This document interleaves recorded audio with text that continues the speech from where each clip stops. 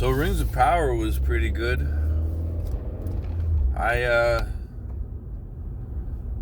don't super want to get into spoiler territory because it's one of those Amazon shows, and the finale was pretty recent. And I know, at least in my past experience, like with The Boys, it's some people, waiting until now that its season is completed to sort of binge the whole thing, So I don't want to spoil it, because even though this audience isn't very big, that would be kind of rude, right? But I did have a few stray thoughts. I liked it, and I've been reading Tolkien for, hold on, 23 years. 1999 was the first time. And there's people that have been reading it longer than me. I was 14, and I remember that what had happened is we were playing our Dungeons and Dragons and doing illicit things as teenagers, and someone put in a video of the Return of the King, the one that visually was a sequel to that animated Hobbit. And I was intrigued. I loved it. So that week, my friend Mitch, he lent me his copy of Lord of the Rings, which was just this big, thick single volume, which was very intimidating. And I read through it. And, I will admit this, that a lot of Tolkien fans don't like to admit. Tolkien is not the novelist. When you read his work, if you're familiar with, how novels are written generally, you can tell that he's an academic more than a novelist. And I think that might be what scares a lot of people off when it comes to Tolkien's work, because when you read it, it is dense like a textbook, and not like a textbook like a modern textbook, but like sometime take a chance and read textbooks from the late 1800s. That's how his work reads, because he was an academic, and his storytelling was more in the style of things that he translated, right? Old works translated as an academic. That's very much his style, and it works really well with fantasy. But if it's not what you're used to, if you're used to Stephen King, whose writing is really compelling and gripping, but a lot more to the point, right? It's a lot less of a dense text. The styles are very different, and King has more in common with what most people have been reading for the past however many years than Tolkien, who is very much a product of 19th century academia. But I got through it. I really liked it. And I read the Silmarillion, which the Silmarillion reads like the Bible. I literally am rereading it aloud to my wife to help her fall asleep at night. It's another text that there's a million names, and if you're not, dedicated to figuring all of it out, it's very easy to just not understand who any of these people are. But Rings of Power has been kind of divisive for a couple reasons, and to me those reasons aren't that important. for a big reason, and I'll get to that after a minute or two here. But so there was the whiny incel complaint, which is just that, you know, there are black dwarves and elves. I'm not a big fan of that complaint. I never saw this series as directly in line with the films, which I guess is what a lot of people are doing. So there are a lot of people who their expectation is that, like, hey, all of a sudden there's no black elves or dwarves a few thousand years later. So how are we going to explain that? Was there some kind of race war or something in Middle Earth? But I saw this as a separate adaptation, and that's what I thought it was intended to be. So it's not like, because, I mean, you've seen Elrond, Hugo Weaving. You've seen Elrond, Cute Twink, and they're not the same guy.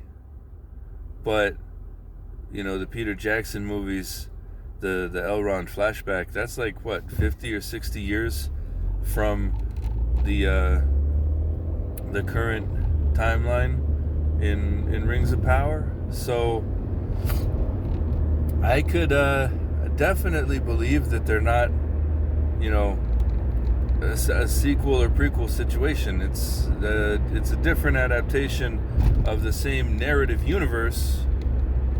I will do an admission here that the Peter Jackson movies, I really did like them, but for a lot of people they are like the end all be all, and they haven't read the work, and when you suggest that people do, they think you're a smug nerd who thinks you're better than everybody. I don't think that at all. It's just that there's a lot of things that people have questions about get answered in the text, because, again, Tolkien was an academic writer, which means a lot of stuff he just went over in explanation, right? There was no, like, some writers will have pages and notes and notes and notes of, like, backstory for their world and stuff, and it'll never see the light of day. But Tolkien treated this as an academic exercise, right? He was writing a mythology, and the conceit of the Lord of the Rings is that it is something that he has translated, right? So he's got a bunch of writing on the background information and the world building and everything. Like, that's already been incorporated into the narrative with things like the Silmarillion and Unfinished Tales and stuff like that. So he already answers a lot of that stuff in the text, and you don't have to wonder as much if you read it. But the big thing to me that makes none of it matter when it's a continuity error is that it's meant to be like a translation of a forgotten history, right? Like Beowulf, for example. Beowulf, I think, is a good example of it. Beowulf is something that possibly was based around a real person or people, possibly based around some real events, and was made into legend and passed down orally for so long that we have no idea what the original tale would have been, right? All we have is the one written record that survived, right? But it's very likely that there were multiple versions of the Beowulf story, because that's the way oral histories tend to work. And so any contradictions or anything that can be found in any adaptation of Tolkien can be chalked up to the fact that within the narrative itself, we are dealing with a translated mythological text that is the only surviving text of something that possibly had really happened. So, for example, we don't know, right, that Sauron went by Anatar, the Lord of Gifts. We have the text to tell us that. But if there was a real Sauron in this hypothetical, and he was around in the Second Age, and he goes to Celebrimbor and wants to make these rings, is Anatar, the Lord of Gifts, the name that he used? Or is that a name assigned to him by the person writing the text about it thousands of years later? That's a thing to think about within the narrative universe and style of all of Tolkien's work, right? If you have the conceit that this is just a surviving mythological text, then you can really do anything you want with the adaptation, because it's like you're saying or acknowledging that there's, another text or a true story, and stuff that has the same bones but a little bit different flesh. So I really like that. A few other things that was kind of neat. The reveal of who Sauron was, I saw it coming. I know a lot of internet people saw it coming. There was... I'm not going to, like I said, I'm not going to spoil it, so I'm not going to say who it is. And in the last episode, there was a moment before the person admitted it where immediately I was like, okay, it's obviously them. But, it's building up to it. It wasn't subtle. And I don't really know that it needed to be. It's just that I'm so used to modern TV, I kind of expected it to be a trick, like, I personally, I was pretty sure, like, this person is very obviously Sauron, which means it can't be them, because they wouldn't make it that obvious, because I guess the internet, fan theories, things like that's just fucking ruined me and ruined media now. So I expect, if that's the popular theory, for the writers to try and subvert that. I'm annoyed that that's the way it is now. Anyway, I will say that the performer's doing a great job as Sauron. When that reveal comes, the dialogue's really good and really well delivered. Another thing that I thought was kind of neat, I was sitting there watching it with my wife, and we're like pretty far into the show. We're right near the end, and Elrond kind of seems like he has a thing for Galadriel, and it's been there since the first episode when we're introduced to them together. But he sees her again. And he's doing his like crushing puppy dog thing, right? And then I turned to my wife. I said, "Hey, what about her husband? I'm pretty sure they were married by now." My wife says, "What do you mean, her husband? She's married?" And I was like, "Yeah, she's married. That when you're watching The Lord of the Rings and she's talking to all the hobbits and there's this fucking doofus standing next to her, not like saying or doing anything important, that's her husband. She's married to that fool, and she has been for like thousands of years."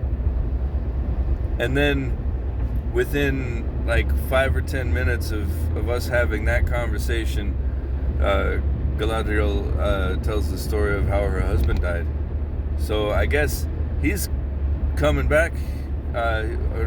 Interesting to know like where he's at, because as far as she knows, he's been dead for like, what, a millennium? But we know he's not dead, because he is present in The Lord of the Rings thousands of years later. So somewhere in that 3,000 year time period, she finds him. I'm interested to see if anything comes of that, because it would be weird for her to mention him and him be alive and it never be addressed. Other things that are cool, Numenor has a like Mediterranean / Atlantis aesthetic. I really like that because they are the Atlantis of the Tolkien's works. So I really like that they brought that aesthetic to Numenor. It's not just another like generic medieval Europe fantasy thing. The people of Numenor very, very clearly on displaying their, I guess, their feelings for elfenkind. Personally, I thought like they had turned away from the elves by this time. I guess I was sort of under the impression that like the outright hostility toward the elves that came after Sauron arrived on the island and was influencing Pharazôn, but I guess not. I don't have a problem with it, just a little different than I had interpreted the story before. There was interesting talk about the Silmarils. There was a story about them, the elfin, I believe it was the king of the elves mentioned and told the story. That was kind of cool. I like little legends like that are like, the crazy thing about Lord of the Rings is like he tells it like it's a folktale, right? Except that the elves are functionally immortal.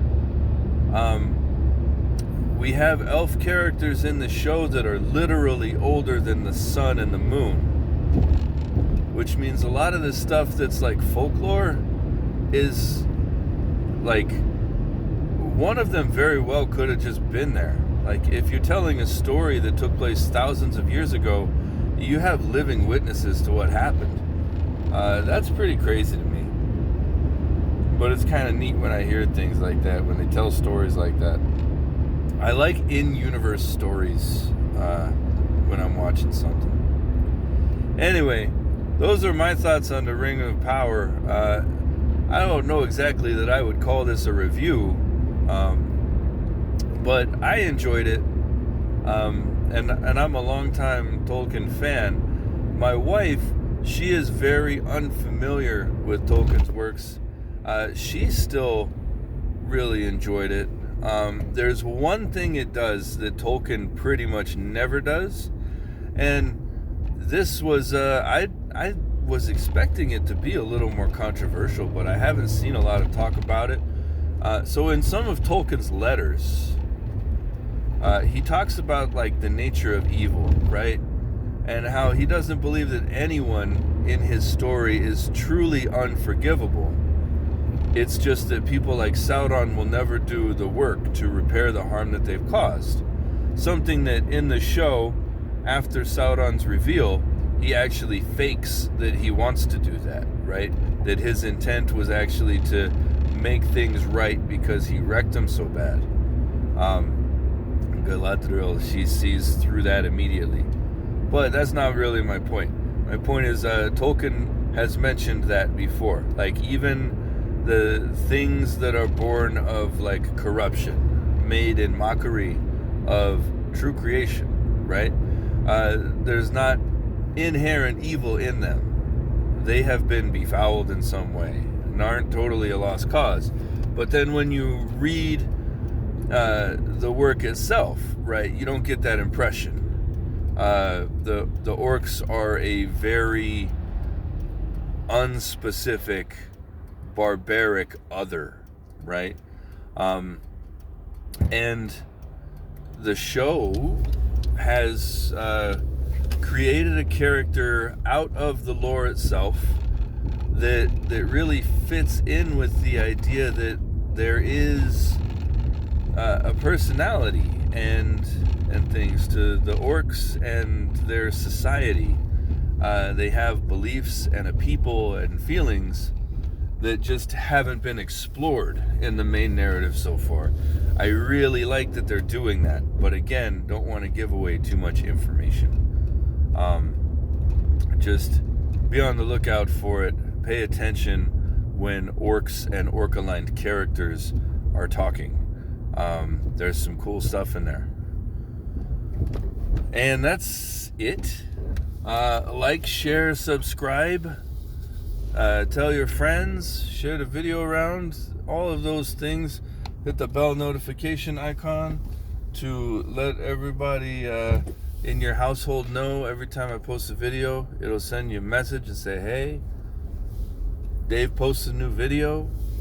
You should go watch it.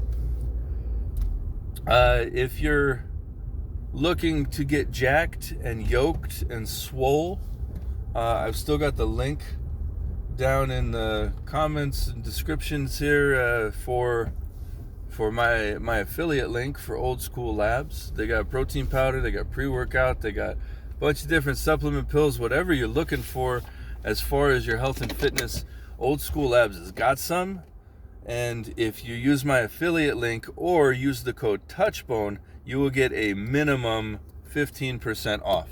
If there's ever any kind of sale or special event, they will often raise the percent off that you get for the next